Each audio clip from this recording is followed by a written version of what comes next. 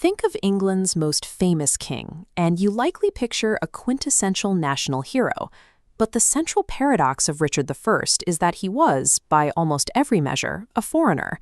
During his 10-year reign, Richard spent only about 6 months in England.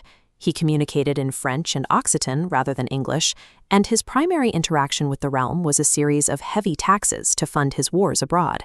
His legendary moniker, the Lionheart, didn't come from a love for the English people. He earned it on distant soil through a shattering, brilliant style of military leadership that relied as much on terror as it did on tactics. This martial reputation was vital because his family, the Plantagenets, was mired in crisis. They were still reeling from the civil wars of the previous generation and the public scandal of the murder of Archbishop Thomas Becket. To hold an empire that stretched from the borders of Scotland to the Pyrenees, Richard needed to find a source of authority that transcended his family's reputation for internal violence and illegitimate rule. His solution was to resurrect a figure of ancient, undisputed power, King Arthur. He began deliberately aligning his own reign with the stories of the Round Table. By weaving his identity into the Arthurian myth, Richard provided a fractured empire with a sense of sacred continuity, anchoring his crown in a legendary past that his political enemies couldn't easily dismantle. Richard initiated a series of strategic public gestures designed to prove that the spirit of Camelot had returned in his own person. In 1191 at Glastonbury Abbey, this sign marked where monks claimed to discover the actual remains of King Arthur and Queen Guinevere. Richard championed this discovery, using the physical grave to manufacture a direct historical link between his bloodline and the ancient kings of Britain.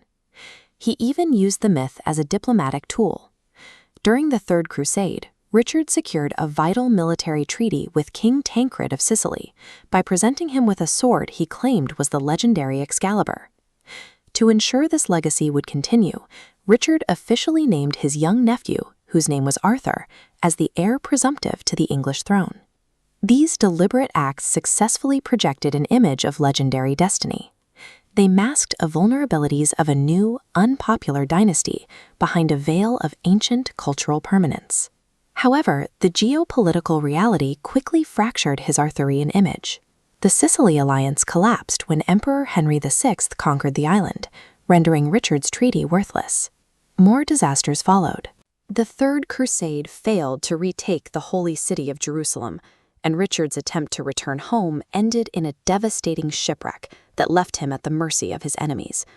While Richard was held for a king's ransom in a German prison, his brother John and French King Philip seized the opportunity to try and take the throne. The reality of his rule was often far removed from the ideals of the Round Table.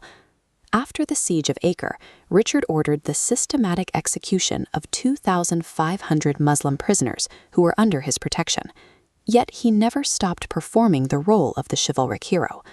Even as he lay dying from a festering wound at a siege in France, he made a final display of grace by pardoning the crossbowman who had shot him. This duality, extreme battlefield ruthlessness, paired with highly theatrical mercy, shows how Richard understood a king's power was built through performance as much as law. Richard died in 1199, and his physical empire soon disintegrated under his brother, King John. Within 16 years, the crown's power was permanently checked by the signing of the Magna Carta. But while his land was lost, Richard's mythic image endured. Generations later, he was woven into the legend of Robin Hood, becoming the idealized good king whose return would restore justice to England.